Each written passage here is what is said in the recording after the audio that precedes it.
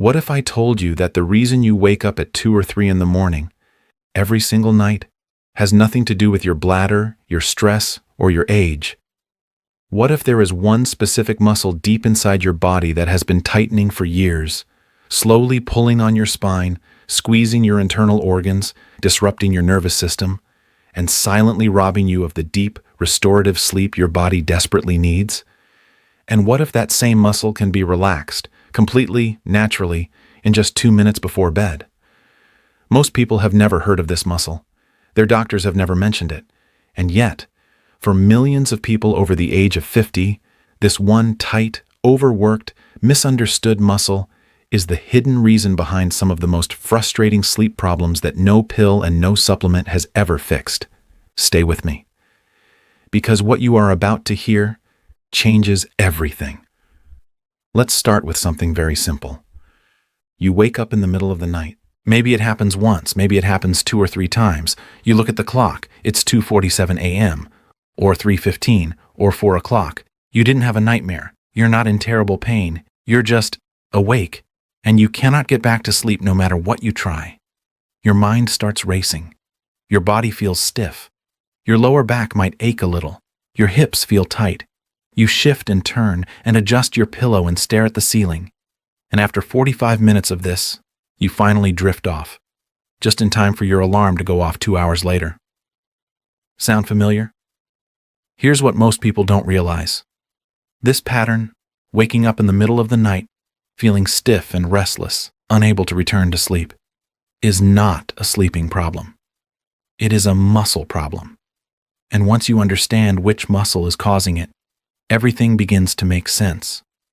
Now, before I tell you the name of this muscle, I want to explain what most people believe when this happens to them, because the misunderstanding is almost universal. Most people think nighttime waking is caused by one of 3 things. 1, too much caffeine. 2, stress and anxiety. 3, getting older. And yes, all 3 of those things can contribute to poor sleep. But here is the critical missing piece. They are not the root cause for millions of people who struggle night after night, despite doing everything right. You've cut back on coffee, you've tried melatonin, you've tried white noise, you've tried magnesium, you've tried chamomile tea and lavender spray and weighted blankets, and nothing fully fixes it. That's because none of those things address what is actually happening inside your body at a muscular and neurological level while you sleep. The real problem starts when your body lies flat, and a muscle that has been clenched tight all day long suddenly has nowhere to hide. Here's the hidden mechanism. And I want you to picture this clearly. Deep inside your abdomen, not on the surface where you can feel it, but tucked right against your spine, there is a muscle called the psoas. It's pronounced psoas, and it is one of the longest, most powerful muscles in the entire human body. The psoas runs from your lower spine, from roughly the area of your belly button, all the way down through your pelvis and connects to the top of your femur. That's the upper thigh bone. It connects your torso to your legs. It allows you to lift your knees, bend at the hip, and stand upright. But here's what makes the psoas unlike any other muscle in your body. It is the only muscle that connects your spine to your legs. It literally bridges 2 worlds inside you, your upper body and your lower body.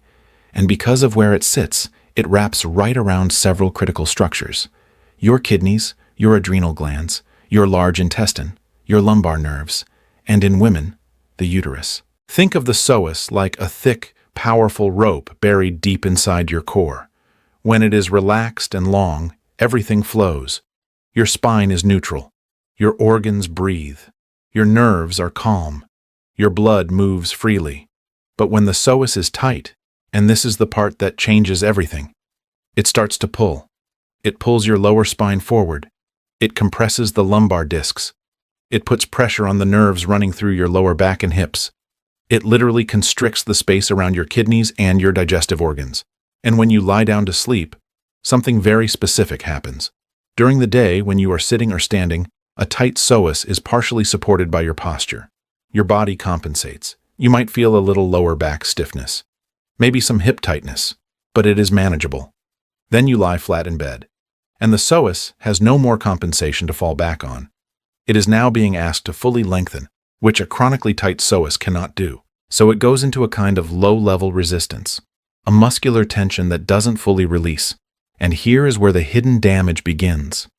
The psoas is directly connected to the diaphragm, your breathing muscle, through a sheet of connective tissue called the fascia. When the psoas stays tight during sleep, it subtly restricts the depth of your breathing. This is not enough to wake you up immediately, but over 1, 2, 3 hours, your oxygen exchange becomes slightly reduced. Your nervous system, which is monitoring everything while you sleep, picks up on this, and it sends a gentle alarm signal. That alarm is what wakes you up at 2 or 3 in the morning. Not your bladder, not stress, not your age, your psoas. And there's more. The psoas is in constant communication with your adrenal glands, the 2 small glands that sit on top of your kidneys and control your cortisol levels. Cortisol is the hormone that is supposed to be low at night and high in the morning. But when a tight psoas is compressing and stimulating the tissue around the adrenal glands, cortisol can spike too early, at 2 or 3 a.m., right on schedule with when you wake up. This is why you sometimes feel oddly alert and wired when you wake up in the middle of the night. It isn't anxiety, it is cortisol, released too early because of pressure from a tight psoas. What happens next surprises most people. Why does this get so much worse after 50 or 60? This is a critical question, because many people in their 20s and 30s have a tight psoas and sleep just fine. So why does it start causing problems later in life? There are several reasons, and they all compound each other in ways that quietly become overwhelming. First, consider how much time modern adults spend sitting. If you have spent the last 30 or 40 years sitting at a desk, in a car, at a dining table, or on a couch, your psoas has been shortened and clenched for decades. A muscle held in a shortened position for years begins to lose its ability to fully lengthen. It becomes what movement specialists call adaptively shortened. It forgets how to let go. Second, after 50, your connective tissue, the fascia, the tendons, the ligaments, becomes drier, stiffer, and less elastic. Younger bodies have fascia that is pliable and hydrated, almost like wet leather. Older bodies, particularly those that are dehydrated or sedentary, develop fascia that is more like dry, stiff cardboard. When the fascia surrounding the psoas tightens, the muscle has even less room to release. Third, hormonal changes play a major role. In women going through perimenopause and menopause, estrogen levels drop significantly. Estrogen has a natural anti-inflammatory effect on muscle tissue. Less estrogen means more muscle tension, more sensitivity to pain signals, and less recovery during sleep. The psoas, already shortened and compressed, becomes even more reactive. In men, testosterone levels decline after 50. Testosterone supports muscle elasticity and recovery. Lower testosterone means slower muscle repair overnight. The psoas, already struggling, cannot release and recover the way it once did. Fourth, the nervous system itself changes with age. The vagus nerve, which is the master relaxation nerve of your body, becomes less efficient at quieting the stress response. And because the psoas is deeply connected to the body's fight or flight system, an aging nervous system is less capable of sending the signal that tells the psoas to let go while you sleep. And fifth, this one is rarely discussed. Blood circulation to the deep core muscles decreases with age. The psoas needs fresh blood to soften and release. When circulation is reduced, metabolic waste products build up inside the muscle tissue. This creates a low-grade, constant irritation. The muscle never fully rests, and neither do you. All of these factors together explain why a tight psoas that was manageable at 40 becomes a serious sleep disruptor by 60. Let me tell you about Margaret. Margaret is 67 years old. She lives in a quiet suburb in the Midwest. She spent 32 years working as an office administrator, sitting behind a desk for 8 to 9 hours a day.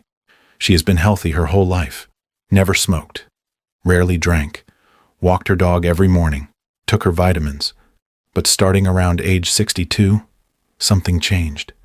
She began waking up every night between 2:30 and 3:15 a.m. Wide awake, not anxious, not needing the bathroom, just awake with a strange restlessness in her lower back and hips, a kind of dull pressure she couldn't quite name. She saw her doctor. Sleep apnea test came back negative. Blood work was normal. She was told it was just aging. She was offered a mild sleep medication, which she took for a few months, but hated how it made her feel in the mornings, groggy and foggy and disconnected. She tried everything she read about: sleep hygiene, no screens after 8 p.m., blackout curtains, a cold room, magnesium glycinate, all helpful to a point. But the waking continued, night after night, year after year. Then one day, her daughter, who practiced yoga, noticed something while watching Margaret get up from a chair. She noticed that Margaret's hips didn't fully extend when she stood up. Her pelvis was slightly tilted forward. Her lower back was curved inward more than it should be. Classic signs, her daughter said, of a chronically tight psoas. Margaret had never heard of the psoas in her life. She started doing a gentle 2-minute psoas release stretch every evening before bed. Within 1 week, she noticed she was sleeping longer before waking. Within 3 weeks, she was sleeping through most nights. Not perfectly, but consistently better than she had in 5 years. She wasn't cured. She wasn't magically fixed. But the hidden cause had been found, and addressing it made all the difference. Now I want to give you a simple way to check if a tight psoas might be part of your sleep problem. This is not a medical diagnosis. It is simply a way to notice what your own body is telling you. Here is what to do. Lie flat on your back on a firm surface, your bed, your floor, wherever is comfortable. Let both legs rest fully flat. Take a breath and relax. Now, without forcing anything, notice what you feel in your lower back. Is the small of your back resting gently against the surface? Or is there a noticeable arch, a gap between your lower back and the floor, that you cannot flatten no matter how much you try to relax? If you feel that arch, if your lower back seems to lift away from the surface even when you are completely relaxed, that is a strong signal that your psoas is pulling your lumbar spine forward. It cannot let go, even when you are trying to rest. Here is a second check. Still lying flat, bring one knee slowly toward your chest. Hold it gently with both hands. Now, what does your other leg do? If that opposite leg, the one still lying flat, starts to rise off the surface or feels a strong pull in the hip, your psoas on that side is shortened and tight. This is called the Thomas test, and it has been used by physical therapists for decades to assess psoas tension. If either or both of these things happen when you try them, this video may be one of the most important things you have watched in a long time, because now you know what to look for. And now I am going to show you what to do about it. Here is the daily fix. The 2-minute exercise that targets the psoas and begins to teach it how to release. It is called the supported psoas release. And I want you to understand why it works before I describe it, because when you understand the reason, you will commit to doing it every night. The psoas responds to slow, sustained, gentle length. It does not respond well to aggressive stretching. This is one of the most common mistakes people make. They try to forcefully stretch their hip flexors, hold for 10 seconds, feel nothing, and give up.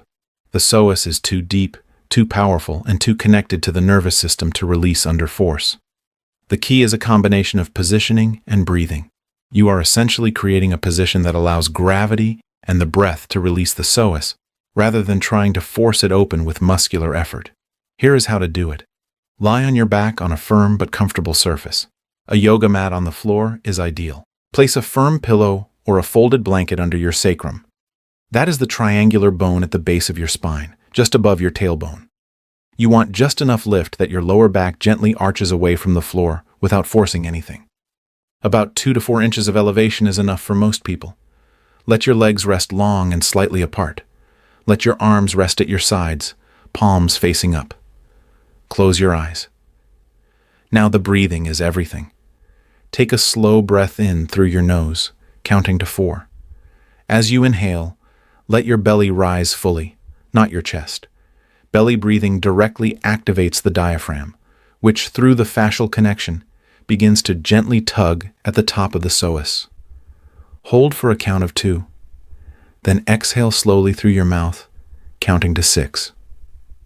As you exhale, allow your lower back to soften.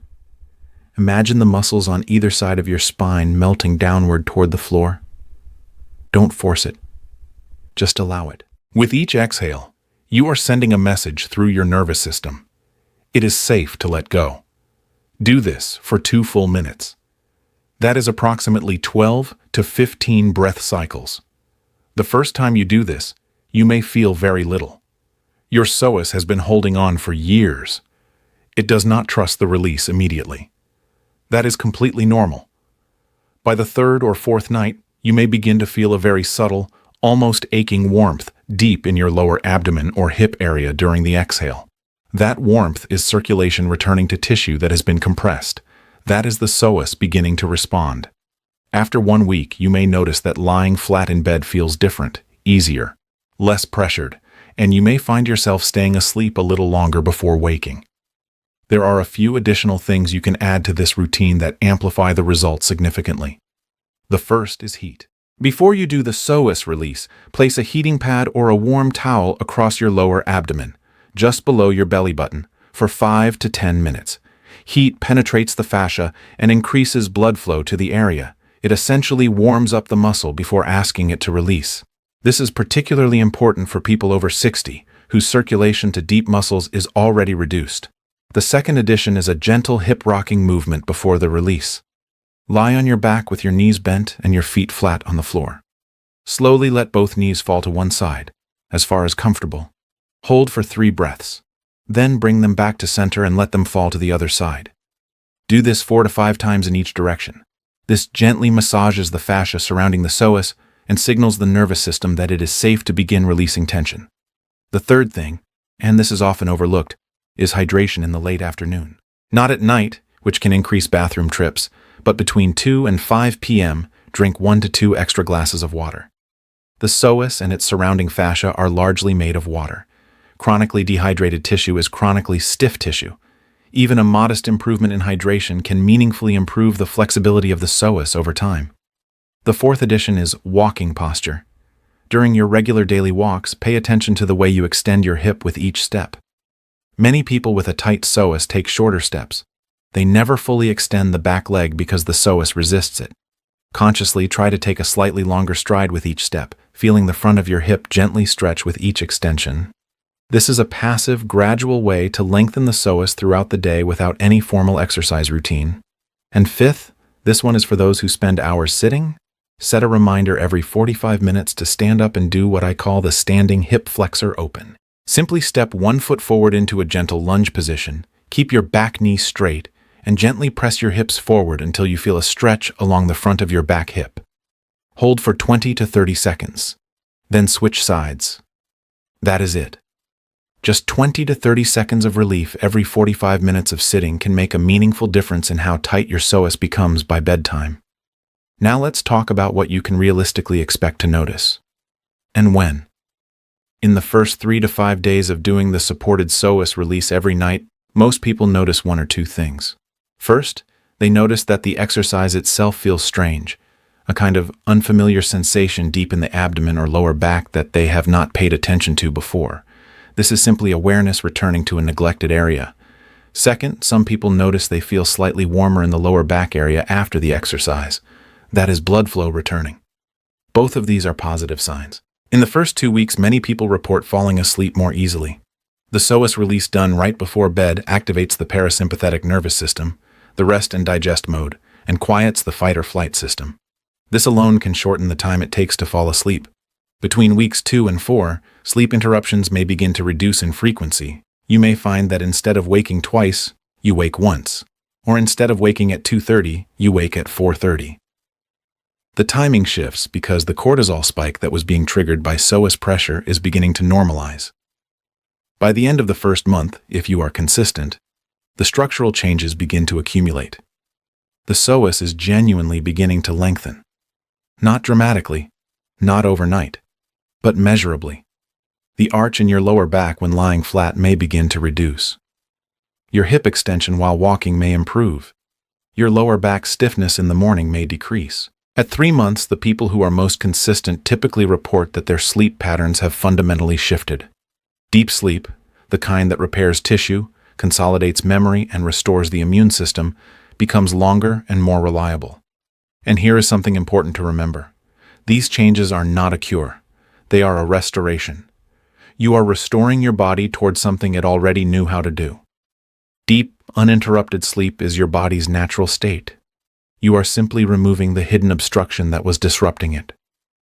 I want to be honest with you about something. The psoas release is not a miracle. It is not going to fix everything for everyone. If your sleep disruption is caused by sleep apnea, you need to address that with a sleep study and appropriate treatment. If it is caused by restless leg syndrome, a visit to a neurologist may be important.